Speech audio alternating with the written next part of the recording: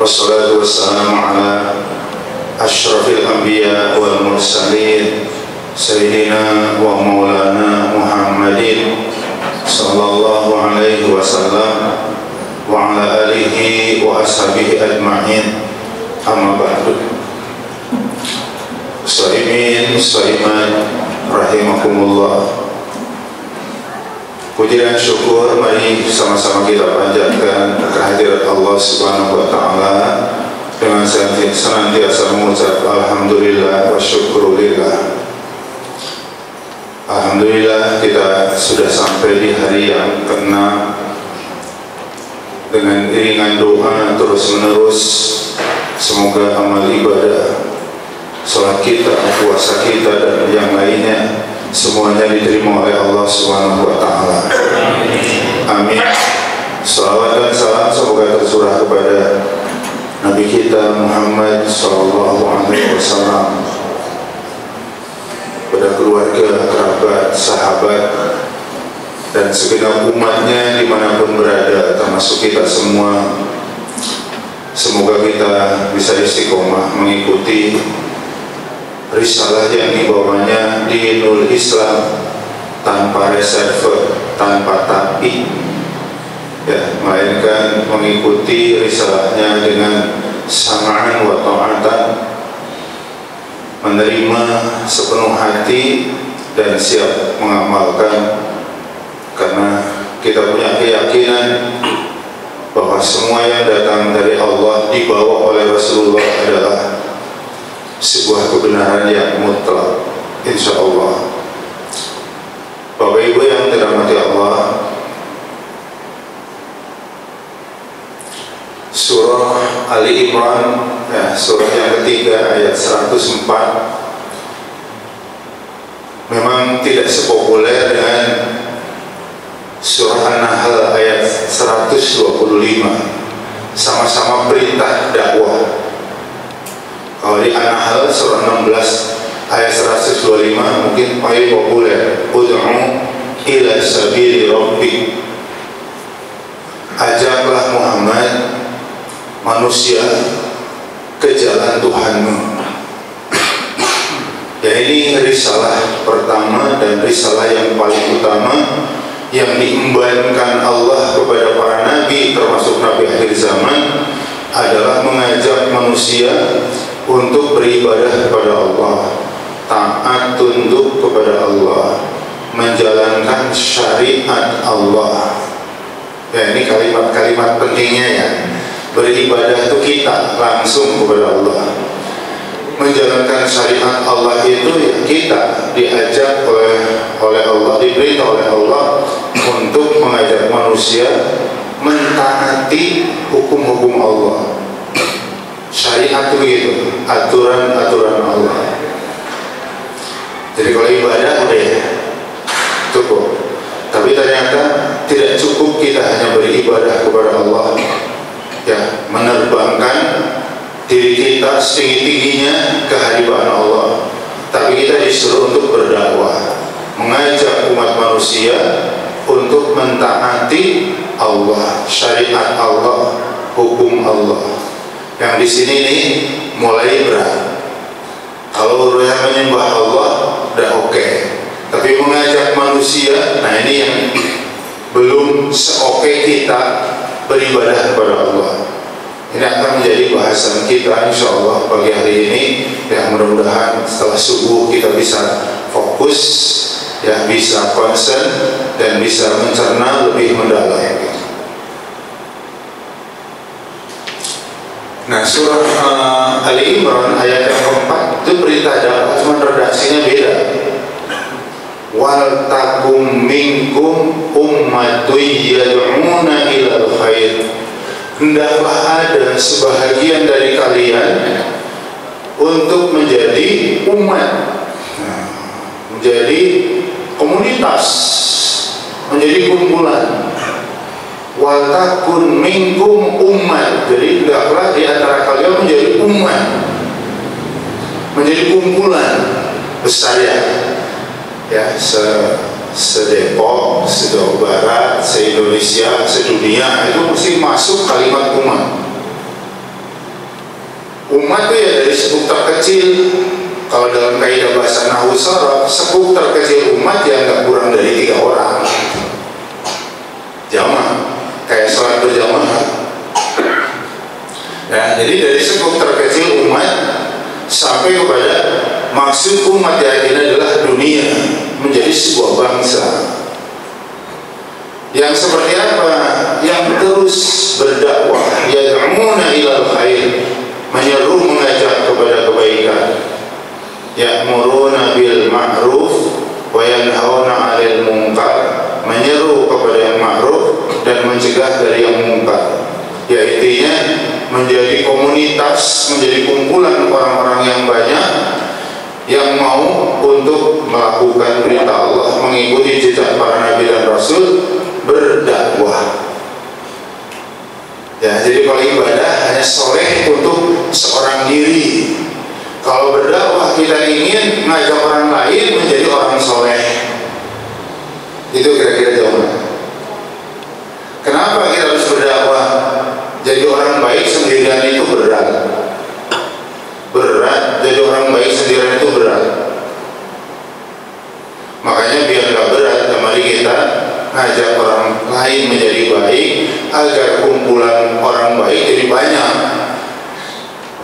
Kalau orang yang komitmen kepada kebaikan banyak, maka melaksanakan kebaikan itu jadi ringan. Memikul kebaikan jadi ringan, karena ditanggung, dipikul bareng-bareng. Ya, jadi poin penting dari ayat ini, satu, jangan ada yang merasa bahwa beban dakwah mengajak umat menjadi baik hanya kewajiban para nabi, para ulama, para kiai, para ustadz, para habaib. Saya kan bukan kiai, saya bukan ustadz, saya bukan ulama, saya bukan habaib, berarti gak ada kewajiban dong buat saya. Nah, itu harus hilang itu, ya, bahwa perintah dakwah itu dibebankan kepada Rasul dan orang-orang yang mengikutinya. Artinya apa? Kewajiban dakwah itu ada di pundak semua kita. Clear ya? Jadi mengajak kepada perbuatan baik itu ada di pundak semua muslim.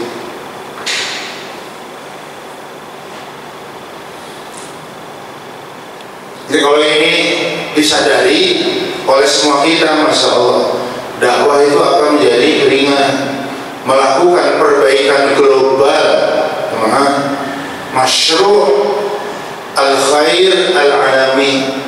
Ya, dakwah adalah proyek perbaikan global. Dari mana kita dapat makna seperti ini? Wa ma arsalnaka illa rahmatan lil alamin. Surah Al-Anbiya ayat 107. Tidaklah kami mengutusmu Muhammad kecuali untuk membawa rahmat semesta alam. Berarti proyek dakwah adalah proyek, saya ulang, proyek perbaikan global. Jadi kalau suatu hari antum, anak cucu antum menetap di Australia jadi warga Australia, menetap di Afrika jadi warga Afrika, menetap di Eropa jadi warga Eropa, kewajiban dakwahnya nggak hilang. Karena apa? Karena dakwah adalah proyek perbaikan global.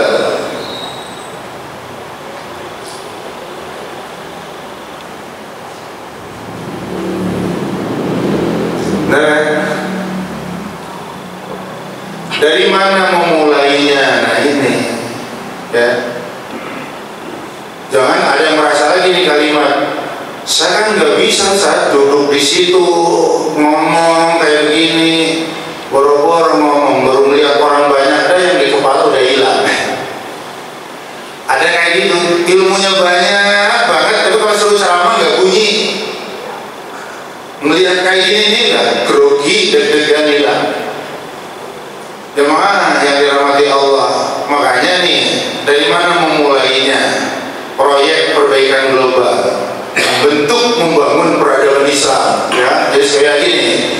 proyek perbaikan global adalah membentuk perbaikan global. Dari mana mulainya? Satu, takwin asy-syakhsiyah al-islamiyah, membentuk kepribadian yang islami.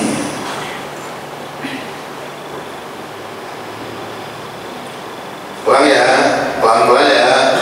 Membentuk kepribadian yang islami.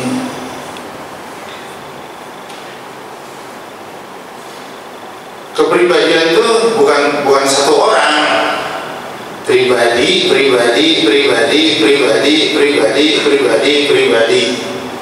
Kenapa harus dimulai dari membentuk pribadi? Karena global, umat itu kan kumpulan individu. Jelas ya? Umat itu kumpulan individu, kumpulan person.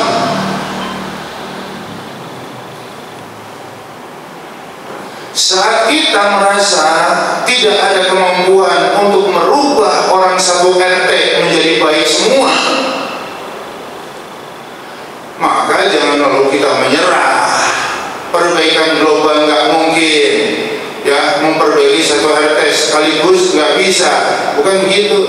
Kalau kita sudah memiliki kesadaran merubah orang satu RT menjadi baik, punya komitmen terhadap keislaman penuh, ya sudah, comot satu. Tahu disomot ya? Apa disomot? Ambil satu, kumpulin, dibentuk. Ya, watakun itu membentuk, udah jelas kalimatnya, harus tercerna oleh nara. Mana ada musola al-barakah semua kayak ini? Nggak bisa lah. Kamu membentuk harus dari mana mulai? Bikin pondasi, bikin cewartian, baru masang hebel dinding, terus begitu membangun. Jadi nggak ada kalimat membangun jelek sekali jadi, nggak ada.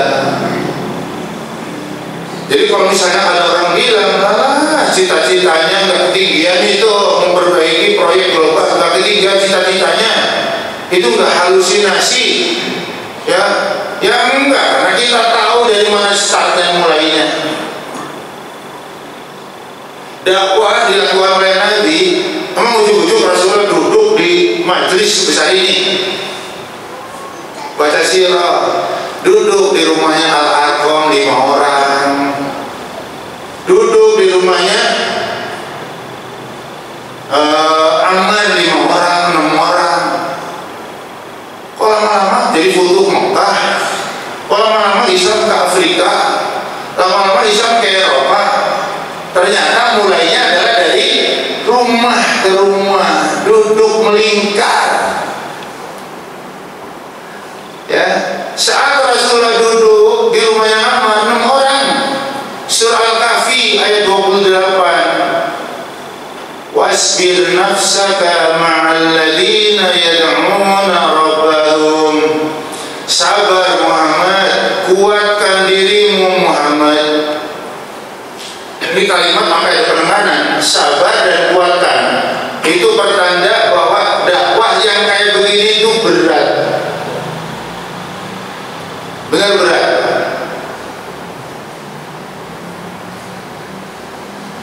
Ya, untuk duduk bersama dengan orang-orang alladzina kutiba alaikum ya ayyuhalladzina jama'. Tapi alladzina di dalam surah Al-Kahfi surah 2 surah 18 ayat 28, alladzina di situ 6 orang. Ingat-ingat ya, siapa?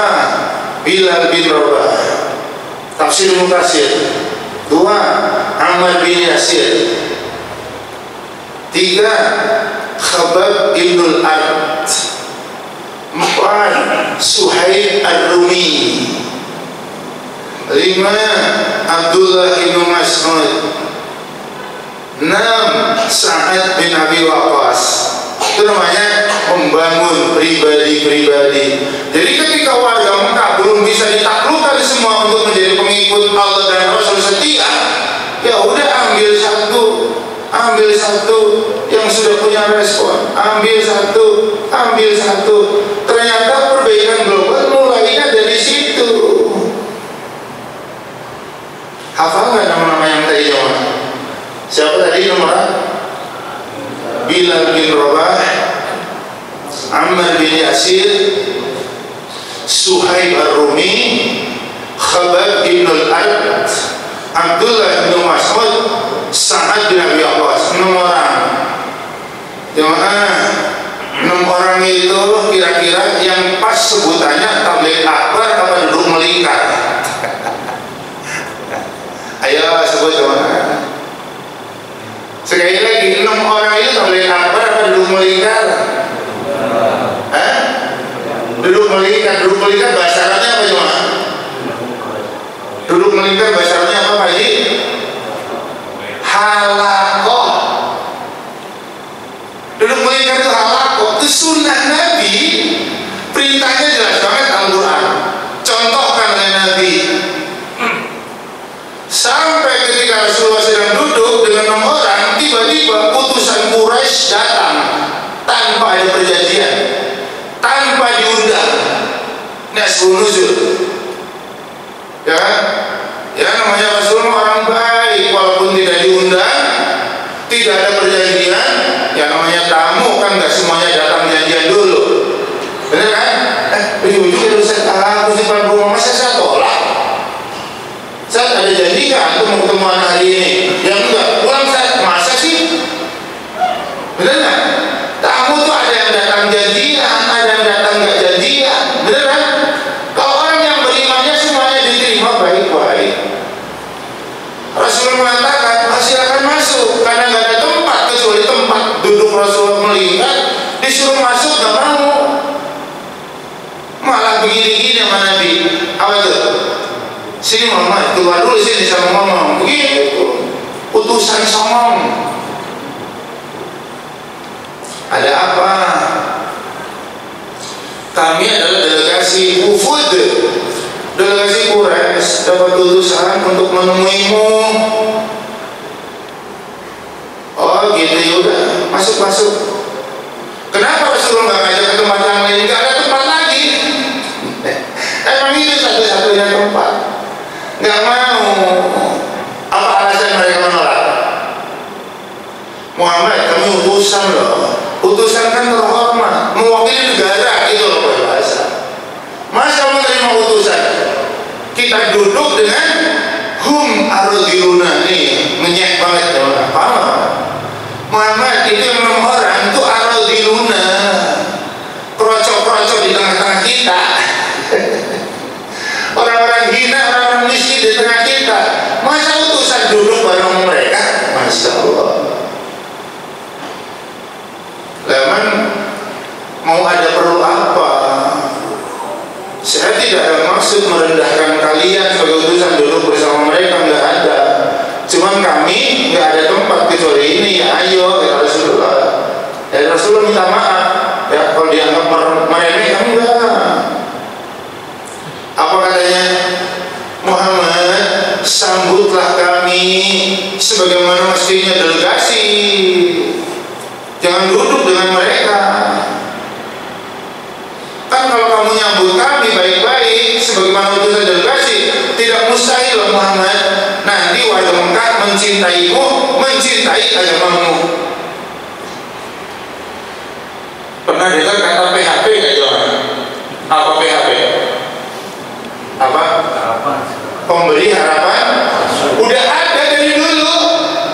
Sambut kami semestinya, jangan duduk sama mereka. Kalau kamu memperlakukan kami sebagai delegasi sebagaimana mestinya, tidak mustahil kami penduduk Mekah mencintaimu dan mencintai agamamu. PHP nggak? Rasulullah ambil ke bawah tuh oleh cara mereka. Yang 6 orang mau ditinggal oleh Nabi. Kenapa? Manusiawi lah. Ya, ini kalau diperlakukan baik, mereka tokoh, mereka pemuka. Kalau mereka bisa ditaklukkan, kan gerbongnya nanti ngikutin. Turun ayat ini, apanya? Ini terjemahannya surah Al-Kahfi ayat 28. Kalau terjemah bebas, Muhammad jangan sok tahu, gitu. Yang 6 orang udah pasti banget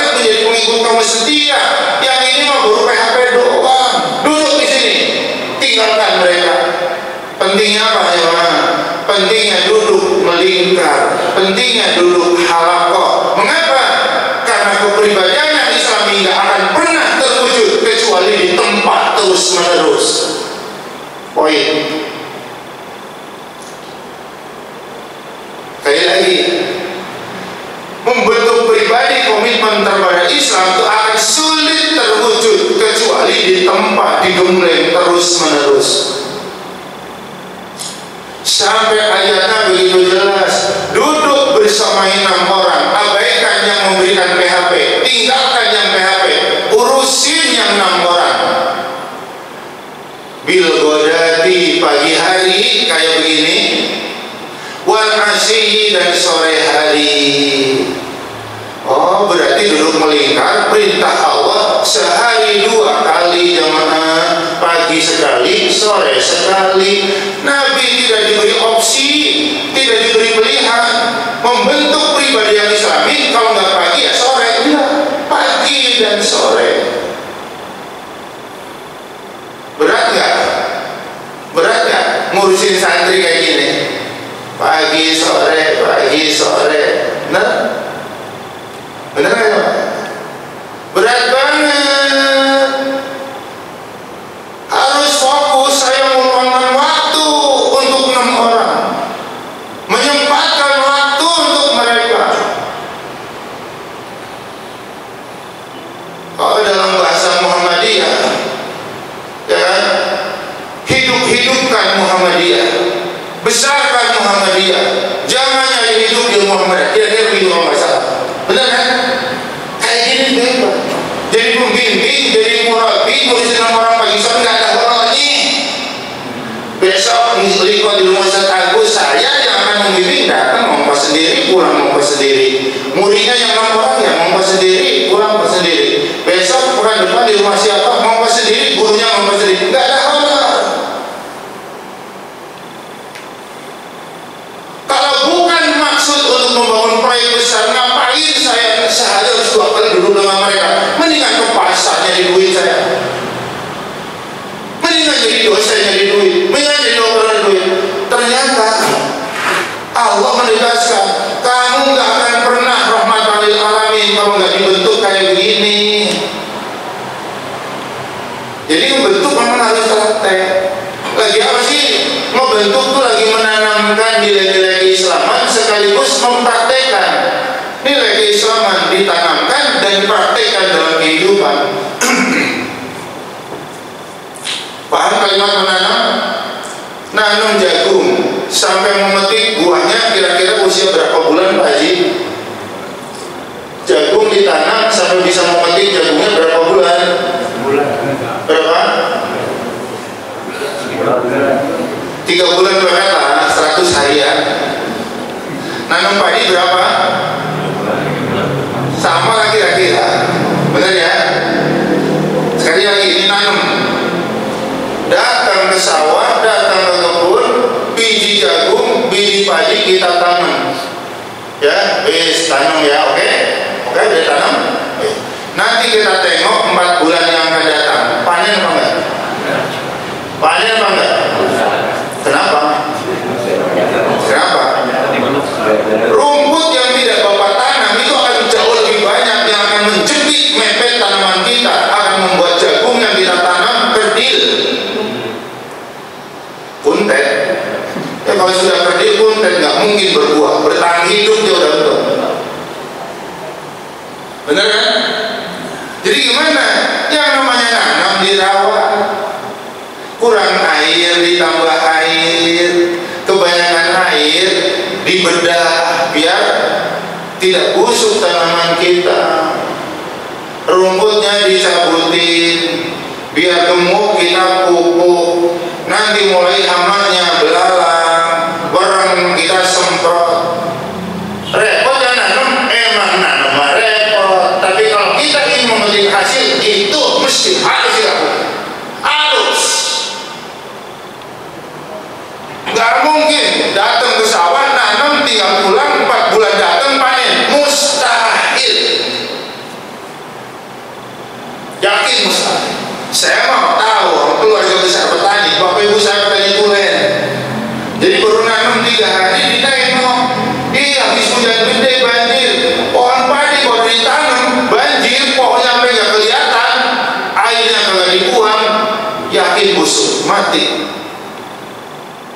si buang airnya. Udah nanam seminggu, panas banget. Tengok, kenapa? Seminggu panas yang luar biasa, tanah pada retak, kurang air, mati juga. Oh, makanya saya dulu gitu, habis hujan galengan dibedah sama bapak. Galengannya dibedah. Kalau punya orang dibedah juga. Untuk apa? Supaya debit airnya berkurang, supaya padi yang baru ditanam tidak kelelep. Karena kalau kelelep tenggelam mati. Oh gitu. Ya, begitu kekeringan 2 minggu, mulai kita bendung air kali, ya, kemudian dialirkan ke sawah. Oh gitu. Emang begitu nah. Capek. Umur sebulan kita matun. Tahu matun nggak? Orang Jawa mah tahu matun. Tahu apa sih? Orang sudah bilang ngarambet. Ngarambet tahu? Apa matun ngarambet? Nyabutin rumput yang tumbuh yang nggak ditanam. Benar kan? 2 minggu setelah rumput dicabutin, dikasih pupuk. Benar kan Pak Haji? Capek banget ya tadi capek. Capek. Musim panen penting, capek. Entah merontokin padi capek. Udah rontok belum bisa disimpan di lumbung, busuk, harus dijemur dulu sampai kering, baru disimpan di lumbung. Capek banget jadi orang tadi, capek. Makanya hargain para petani kita, capek jemaah. Nanam itu kayak begitu.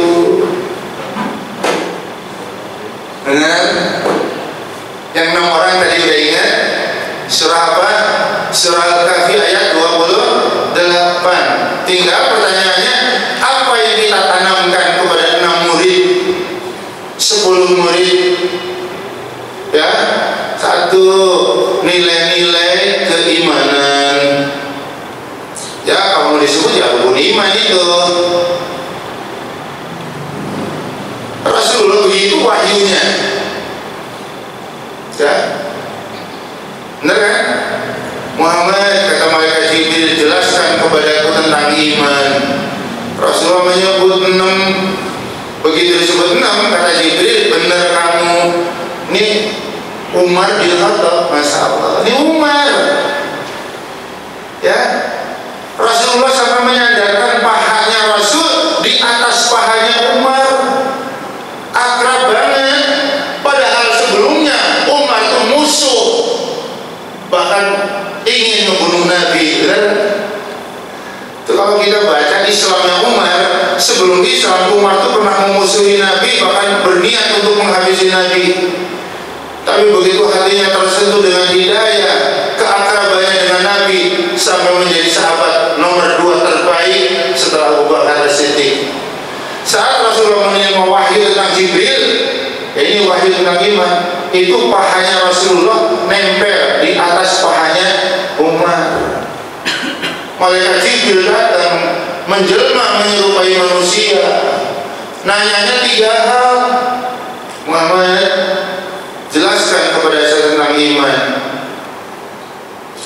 Rasulullah menyebut 6 rukun iman. Begitu dari jawab Nabi, kata Umar, kata Jibril, benar kamu. Umar bengong. Ini siapa sih orang, belum pernah melihat sebelumnya. Yang kelihatan Umar mah sosok tinggi besar, berpakaian serba putih, cuman belum pernah melihat sebelumnya. Terus nanya, kalau Islam apa Muhammad? Rasulullah menyebut 5. Kata Jibril, benar kamu. Terus yang ketiga nanya tentang apa cuma? Ihsan. Benar kan? Iman, Islam, ihsan. Apa jawaban Nabi ketika ditanya ihsan? Kamu menyembah Allah seolah-olah kamu melihat Allah, seolah-olah. Kalau nggak nyampe seperti itu, yakinlah bahwa Allah melihat dirimu. Kalau kita belum bisa merasakan seolah melihat Allah, yakinlah Allah melihat kita. Biar apa? Khusyuk. Jemaah hari Minggu kerja bakti, warga turun, ya. Biar kan kerja bakti mah bawa sapu, bawa parang, yang mudah kerja bakti. Tapi yang benar-benar turun ke got 1-2. Tapi begitu RT-nya turun ke got, RW-nya turun ke got, orang yang ngobrol turun apa enggak? Begitu kira-kira. Kayak ada Pak RT ngobrol, ya kan? Pak RT-nya nyebur, Pak RW-nya nyebur, ya warganya nyebur. Begitulah menyembah Allah. Kalau kita punya rasa seolah melihat atau yakin Allah melihat kita, maka yang kita lakukan pun akan jauh lebih baik. Sudah bertanya 3 hal, dijawab oleh Rasul, dibenarkan semua. Tiba-tiba orang tersebut, kata Umar, pergi. Rasulullah baru bertanya, Umar, pakai bahasa akrab ya, lo tahu nggak yang barusan itu siapa? Allah wa Rasuluhu a'lam. Ini ada luar biasa. Hanya Allah dan Rasulnya yang tahu siapa yang barusan. Kalau saya mah belum pernah ketemu, ya orangnya gede, tinggi, besar, belum pernah ketemu. Setinggi ini, sebesar ini, atas sampai ke bawah semuanya putih. Akhirnya Rasulullah bilang yang barusan Jibril. Makanya ini tertulis dengan hadis Jibril. Benar kan? Apa yang ditanamkan? Yang ditanamkan yang Allah turunkan kepada Nabi lewat Jibril. Membentuk itu menanamkan pertama nilai-nilai keimanan. Ya, jadi nilai keimanan yang pertama jelas iman kepada Allah. Nah ini dirinci. Jadi kalau kita membahas iman kepada Allah itu minimal nancep pada santri kita, pada murid kita 3 hal. Ini 3 hal. Jadi kalau kita lagi berbicara menanamkan iman kepada Allah, tanamkan kepada murid kita, santri kita, binaan kita minimal 3 hal. 1, Allah itu ada betapapun nggak kelihatan mata. Makanya sifat 20 kalau di pondok baru di sifat 20 apa sih? Pernah dengar? Wujud kidama. Oh, bener kan? Apa yang pertama tadi? Wujud. Apa wujud? Ada. Banyak orang yang tidak percaya kepada Tuhan kita. Alasannya apa? Karena Tuhan itu nggak bisa dilihat sih. Bener kan Johan? Nanti kita dialog. Kalau ada orang yang kan begitu, murid nanyakan begitu, Pak Guru, Pak Yai pun nyuwun sewu, bagaimana ya bisa meyakini dengan gampang Allah itu ada, padahal kita kagak melihat. Oh, kita tinggal pakai contoh sederhana.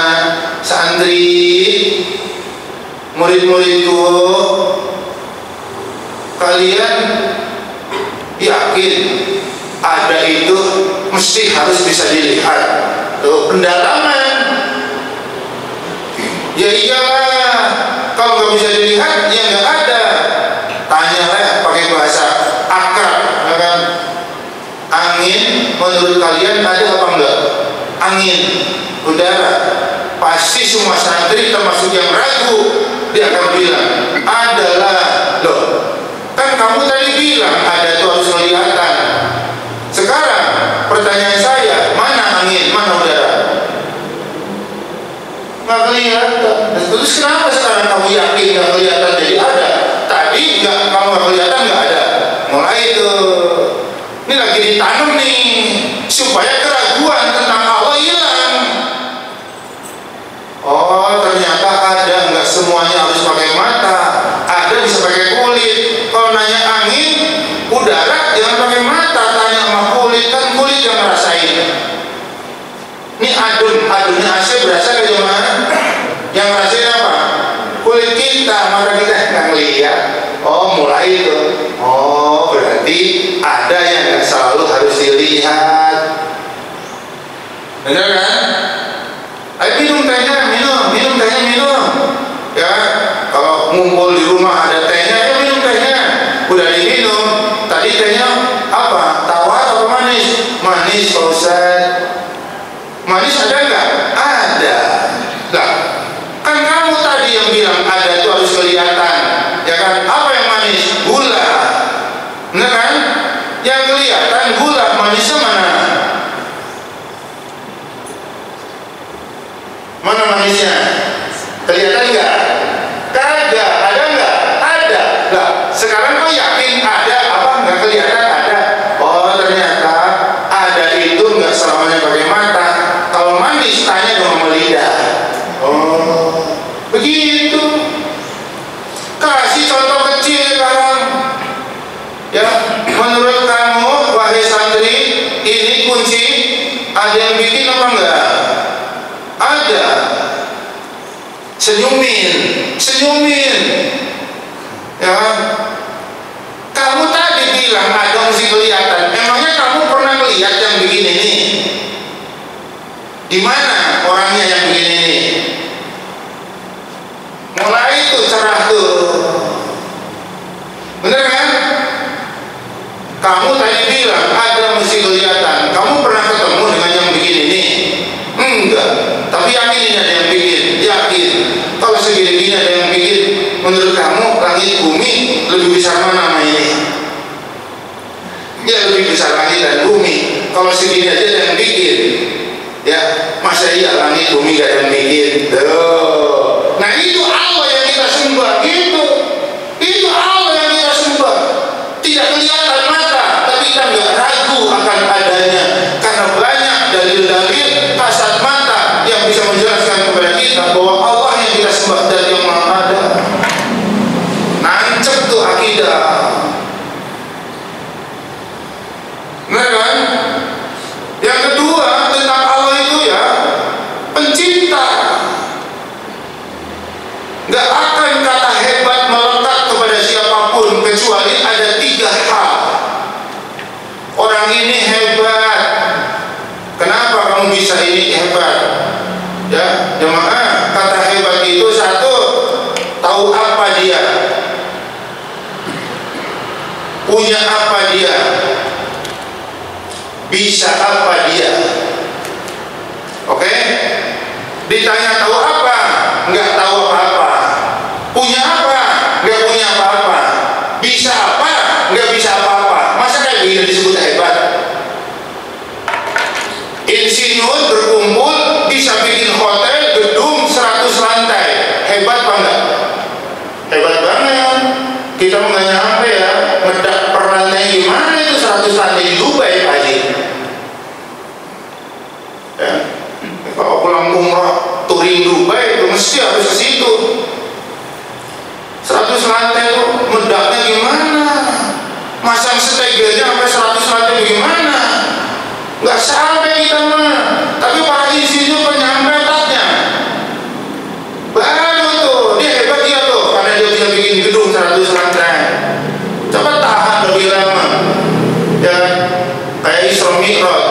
Rasulullah di langit pertama ketemu Nabi Isa, langit kedua ketemu Nabi Adam, ketemu Nabi Yahya, Zakaria, Idris, Musa, Ibrahim. 7 langit. Terus ini gedung 100 lantai, berapa tiangnya? Tiang pondasinya udah banyak banget pasti. Pantes lah bisa berdiri. Walaupun saya nggak bisa bikin, tapi gedung 100 lantai bisa berdiri karena ditopang oleh pondasi tiang yang kokoh. Apa hubungannya dengan langit? Saya cuma pengen Anda berpikir mana yang lebih hebat, yang bikin gedung ini apa yang bikin langit 7 lapis tanpa tiang. Mana yang lebih hebat cuma? Mana yang lebih hebat itu? Masya Allah, enak nyembah Allah. Nyembah manusia kehebatannya terbatas, kekayaannya terbatas, kebisaannya terbatas. Menyembah Allah kekuasaannya tak terbatas, harta kekayaannya tak terbatas, ilmunya tak terbatas. Benar dia nggak kelihatan, tapi saya tidak ragu akan keberadaannya karena banyak bukti hal dari ciptaannya. Ini ada yang bikin. Masa mobil yang sekecil ini nggak ada yang bikin? Ya, langit nggak ada yang bikin. Itu caranya. Benar tidak? Itu menanamkan nilai keimanan kayak begitu.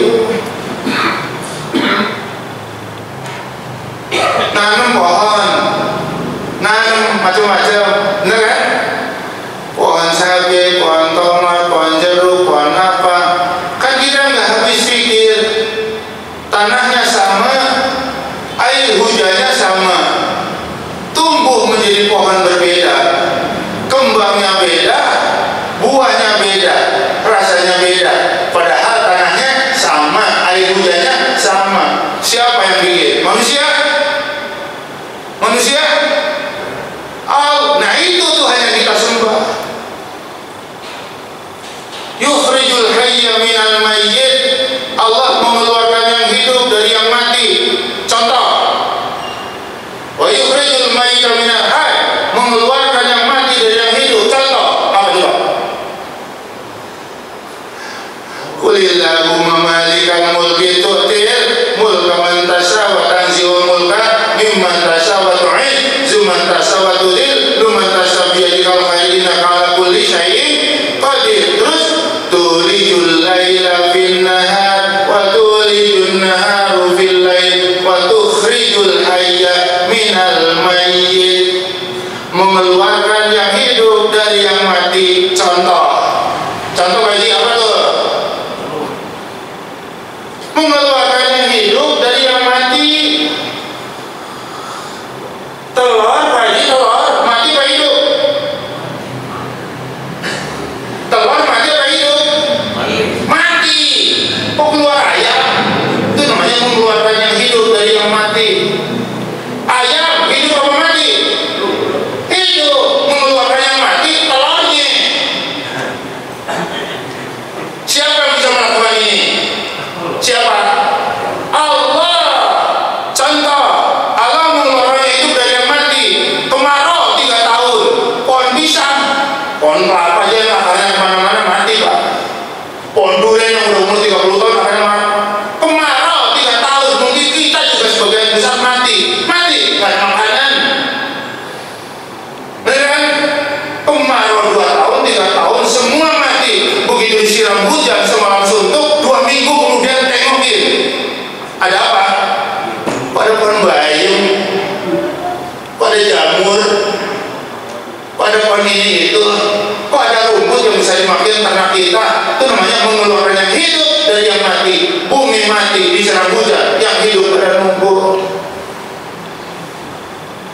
Mau contoh lagi, mengeluarkan yang hidup dari yang mati. Pohon tumbang. Setelah 2 bulan kan kering. Lama-lama jamuran. Itu pohon mati. Kok keluar jamur? Paham ya kan? Siapa yang melakukan ini semua? Allah. Tuh kayak begitu tuh menanamkan nilai keimanan hingga kita nggak ada keraguan menyembah Allah. Sekali lagi, memperbaiki peradaban global, kebaikan global, rasanya mustahil tanpa diawali dengan duduk melingkar. Tanamkan nilai-nilai keimanan. Yang kedua, tanamkan nilai-nilai keislaman. Benar kan? Wahyu Rasul yang dari awal yang wahyu Jibril, Islam itu perintah. Oh, berarti apa sih syariat Allah? Sholat, puasa. Kalau dari nomor satunya udah nyaman, udah enak, Allah keterima di hati kita sebagai Tuhan yang maha segalanya, maka menjalankan syariat perintahnya itu jadi gak berat. Disuruh dakwah jadi gak berat. Kenapa? Kita tahu Allah ada, Allah maha pencipta. Dan yang ketiga, minimal mengenalkan Allah itu dan yang maha baik. Itu ya teman-teman. Jadi mengenalkan nilai keimanan itu pertama, Allah itu ada, Allah maha pencipta. Dan yang ketiga, Allah maha baik. Cuma ukuran baik yang paling mudah dicerna oleh pikiran kita apa sih? Pemberian. Nggak mungkin kita akan bilang baik kepada orang pelit. Benar kan? Jadi ukuran baik yang paling mudah dicerna oleh akal kita itu pemberian. Lihat semua anak muslim dan muslim bisa berbakti kepada bapak ibunya. Kenapa? Manusia terbaik di muka bumi ya ayahku, ibuku. Ada pemberian pasti. Ya kan? Guruku baik, ada pemberian lah. Dari TK sampai kita jadi sarjana, ilmu macam-macam diberikan sama kita. Kamu kerja di mana? Di kantor ini. Berapa gaji kamu? Ya UMR lah 5, kalau kamu di mana? Saya kerja di sini. Berapa alhamdulillah saya gajinya sebulan 200 juta. Ini baik banget kantormu. Jangan kalau Bapak bekerja di sebuah perusahaan swasta atau negara digaji 200 juta per bulan. Pertanyaannya, apa yang Anda berikan untuk perusahaan? Satu kata. Apa Pak? Perusahaan ngasih 200 juta, kita pegawai ngasih apa ke perusahaan? Satu kata. Ngasih apa? Ngasih apa gimana? Apa ya? Hah? Apa? Loyalitas. Bener kan? Sabtu Minggu libur, tapi kadang-kadang perusahaan tempat kita bekerja 3 bulan sekali minta kita hari Sabtu masuk setengah hari. Masuk nggak? Masuk nggak? Berani protes nggak? Berani menolak nggak? Perusahaan, bos, yang mentang-mentang dong. Mentang-mentang bagaimana? Kan kita libur, biar karyawan libur. Masa orang libur suruh masuk? Enggak. Berani nggak? Berani nggak? Nggak bakal. Kenapa? Baik banget. Kalau saya menolak, melawan, nggak masuk, dipecat, mau kerja di mana sebulan 200.000? 200 juta. Nggak ada. Benar kan? Jadi ukuran baik itu apa? Ada pemberian. Sekarang nih ada orang bawa tas isinya duit 2 miliar. Ya singkat cerita, ada nggak jamaah pula subuh yang mau jual matanya 2 karena keluarga saya kecelakaan dan harus donor mata dua-duanya. Ini dikasih uang tunai 1 miliar. Sekali lagi, yang mau dibuka matanya dibayar 1 miliar siapa? Siapa? Nggak ada. 200 juta aja nurut. Ini Allah masih mata bertahun-tahun bisa melihat. Mana yang pemberiannya lebih besar? Mau Pak Haji jantungnya dibayar 2 miliar? Kalau 2 miliar nggak dikasih, berapa nilai jantung kita? Nggak ternilai. Yang ngasih siapa? Ginjalnya dibayar 1 miliar mau? Itu namanya tadabbur ciptaan Allah yang Allah berikan kepada kita berupa organ tubuh kita udah nggak ternilai. Dan ini bukan pemberian siapa-siapa, bukan anugerah siapa-siapa, melainkan organ tubuh kita adalah karunia Allah. Kalau sudah yakin Allah ada, Allah macam kita dan Allah maha baik, maka menjalankan rukun Islam yang kelima itu bukan perkara yang sulit. Mudah. Masa saya nggak tunduk sama bapak ibu kita, malu nggak enak apalagi kepada Allah. Jadi gimana? Nah, lalu yang terakhir adalah bagaimana kita mempraktekkan nilai-nilai Keislaman. Itu cara membangun perbaikan global diawali dari membantu pribadi-pribadi yang Islami. Membentuk pribadi Islam yang ditanamkan 3: nilai-nilai keimanan, nilai-nilai ketakwaan, dan praktek langsung tentang ajaran Islam. Bagaimana cara makan yang sunnah Rasul, tidur sunnah Rasul, betul tidak? Dipraktekin. Jadi kalau ada yang belum praktekin, kita ingetin ya. Makanya jangan pakai tangan kiri dong ya. Jangan pakai ini diri. Nah itu ya. Kenapa? Lagi ditanam. Itulah barangkali satu poin ya. Nanti mungkin kalau ada lagi kita melakukan apa? Ada satu poin lagi. Membangun peradaban global selain membentuk pribadi Islami adalah membentuk jamaah yang Islami. Kumpulan ya, membentuk jamaah Islami gimana? Komitmen terhadap kitab Allah. Membangun ukhuwah, solidaritas. Karena nggak akan ada jamaah tanpa ukhuwah.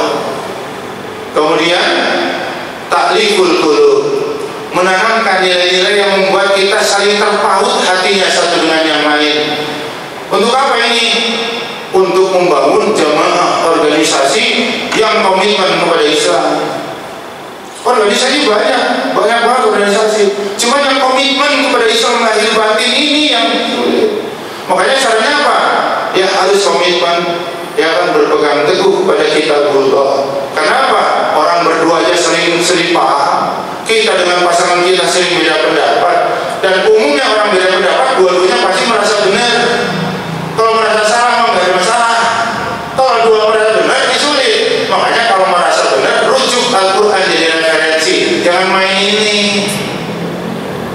Jadikan kamu titik kamu berjamaah jadi solid, karena punya rujukan yang sama. Buah pikiran kebenarannya relatif. Pikiran saya benar, baik di sini, belum tentu benar baik di sana. Pancasila, Undang-Undang Dasar dalam konteks kita berbangsa, itu buah pikiran yang dibuat oleh para pendiri bangsa. Ya, pengen jadi warga Indonesia, ketuhanan yang Maha Esa, harus punya Tuhan. Bagus banget. Tapi Undang-Undang Dasar 45, Pancasila, baik di sini, benar di sini, belum tentu baik dan cocok diterapkan di Australia, di Afrika, di Eropa. Sama halnya undang-undang di sana, buah pikiran mereka di sana, baik kata mereka, benar kata mereka, belum tentu baik dan benar kalau diterapkan di sini. Tapi lihat aturan Allah, sholat misalnya, sedunia, Asia, Afrika, Eropa, ada nggak yang sholat 5 waktunya beda? Kebenaran mutlak, tidak perlu berubah. Jelas tidak? Takbiratul ihramnya sama, arah kiblatnya sama, Fatihahnya sama, walaupun kulitnya beda-beda. Emang yang datang dari Allah hak, al-haqqu min rabbik fala takunanna minal mumtarin. Kebenaran yang dari Allah itu mutlak, absolut, benar menurut pikiran. Kata saya belum tentu benar menurut Anda. Kebalikannya. Makanya kalau terjadi perselisihan, kembali kepada Al-Quran. Untuk apa? Menjaga soliditas berjamaah. Benar kan? Ukhuwah, terus kita membangun persaudaraan. Kenapa? Tanpa ukhuwah nggak akan ada jamaah organisasi. Bagaimana Muhajirin dan Ansar dipersatukan? Karena Rasulullah akan membangun peradaban besar. Kita mesti harus bersatu. Luar biasa.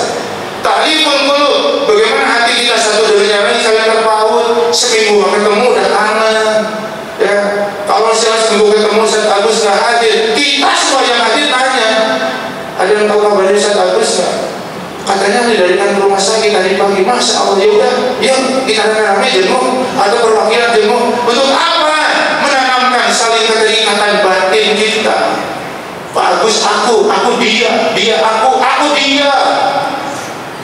Benar kan? Ukhuwahnya solid, menjadi berjamaah juga solid, insyaallah. Jelas ya? Nah itulah surah Ali Imran ayat 104 yang judulnya adalah membangun peradaban besar. Mudah-mudahan kita bisa berikut kontribusi sekecil apapun, nanti kecil ditambah kecil ditambah kecil ditambah kecil, ujungnya besar. Emang halakoh itu 6 orang 7 orang, tapi kalau ada 1000 halakoh, 1000 yang duduk melingkar, ada 2000 yang duduk melingkar, bisa berjuta-juta orang yang punya komitmen untuk membangun peradaban Islam. Jemaah yang dirahmati Allah, itulah barangkali yang bisa saya sampaikan pada kesempatan pagi hari ini. Saya sangat antusias membahas ayat ini karena ya ini tugas kita bersama-sama. Insya Allah ya, orang-orang yang paling berdakwah adalah orang-orang yang paling kaya di muka bumi. Satu orang Ali yang mendapat hidayah dari Allah karena kamu dinasihatin terus-terusan, diingetin terus-terusan, preman jadi insaf, jadi baik. Kayak Umar dulu preman jadi baik. Satu orang yang mendapat hidayah Allah karena kamu sabar mendidik dia, membentuk dia, maka satu orang yang lebih baik dikasih apresiasi oleh Allah lebih besar daripada kamu menggenggam dunia. Jadi siapa orang yang paling kaya? Itu satu orang. Kalau dulu melingkar ada 7 orang dan awalnya preman semua misalnya jadi baik, maka 7 dunia ini ada di genggamanmu. Harus semangat kita dulu sebisa-bisa gitu ya. Ya, itulah barangkali yang bisa saya sampaikan. Terima kasih.